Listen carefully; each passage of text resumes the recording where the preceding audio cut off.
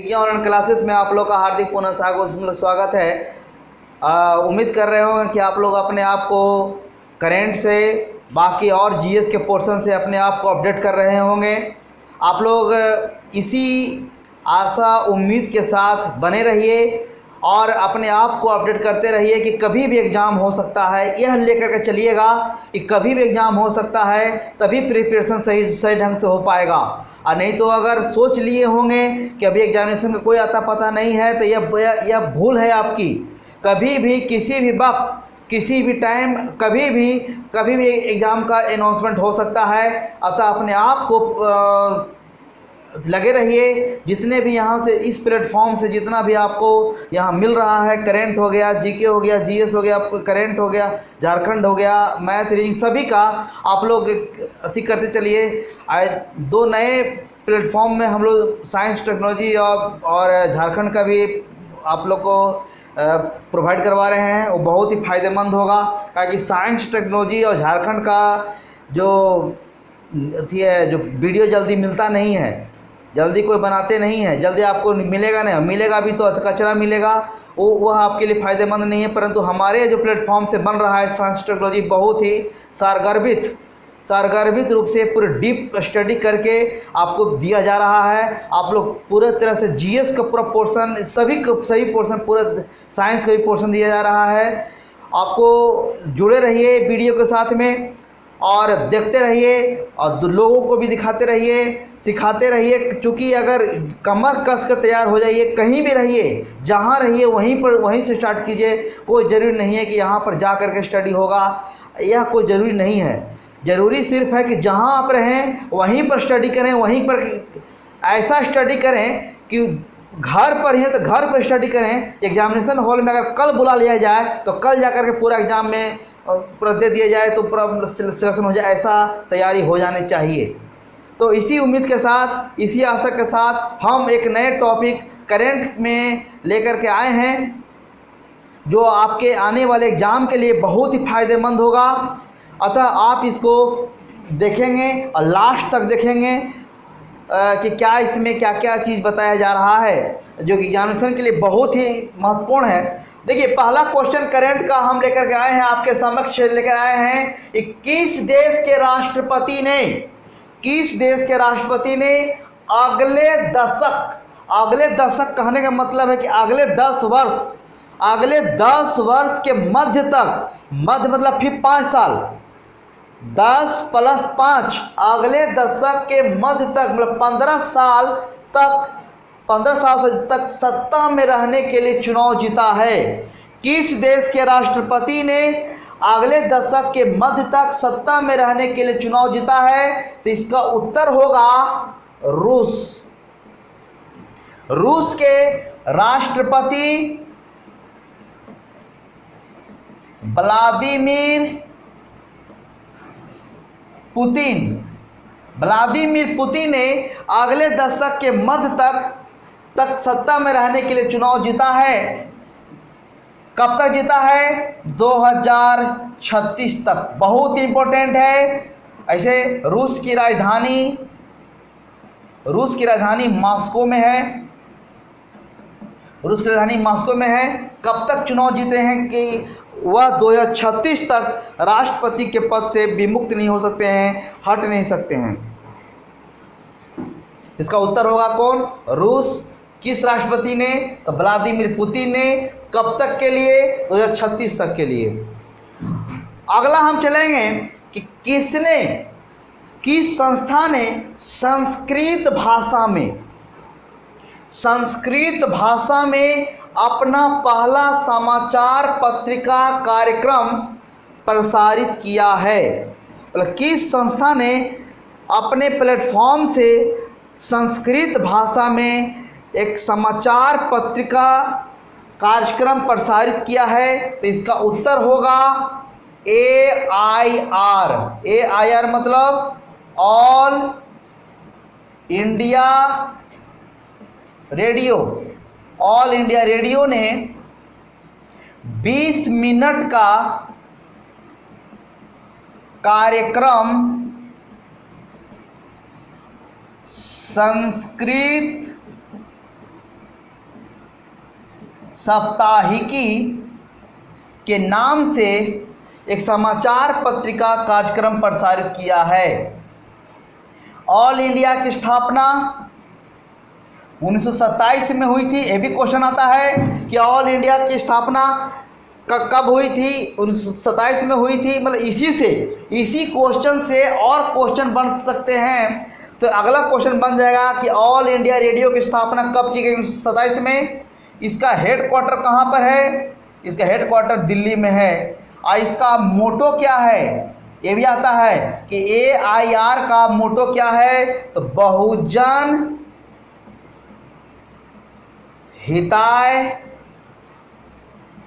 बहुजन सुखाय। ये भी आता है क्वेश्चन।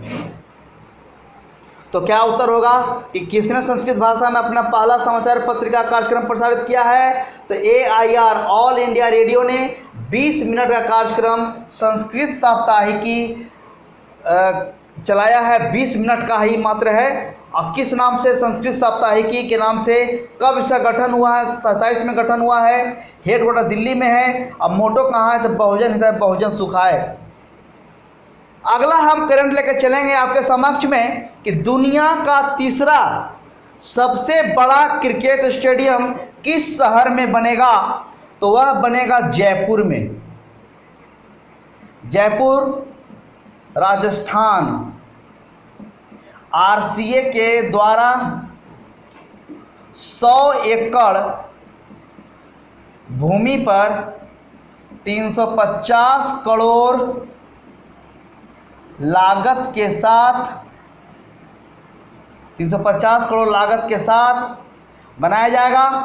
कितने दर्शक का? तो 75,000 दर्शक क्षमता के द्वारा क्षमता वाली स्टेडियम बनेगा। तीसरा है, अभी पहला नंबर है आपका है मोटेरा स्टेडियम। मोटेरा स्टेडियम गुजरात में है, जिसकी दर्शक क्षमता है 1,25,000 दर्शक क्षमता है। दूसरा स्टेडियम आपका है मेलबॉर्न स्टेडियम, ऑस्ट्रेलिया। इसमें 1,20,000 दर्शक क्षमता वाली स्टेडियम है। तो तीसरा स्टेडियम बन गया है, जयपुर बनने वाला है, जो 100 एकड़ के भूमि पर 350 करोड़ लागत वाली 75,000 दर्शकों वाली दर्शक की क्षमता वाले स्टेडियम का निर्माण होने वाला है। अगला क्वेश्चन है धम्मचक्र दिवस 2020 किस दिन मनाया था? धम्म से मतलब होता है क्या? महात्मा बुद्ध, बौद्ध धर्म।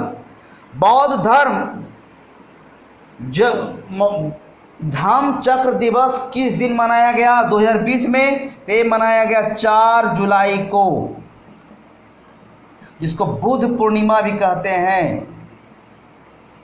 धम्मचक्र दिवस इस साल मनाया गया 4 जुलाई को। महात्मा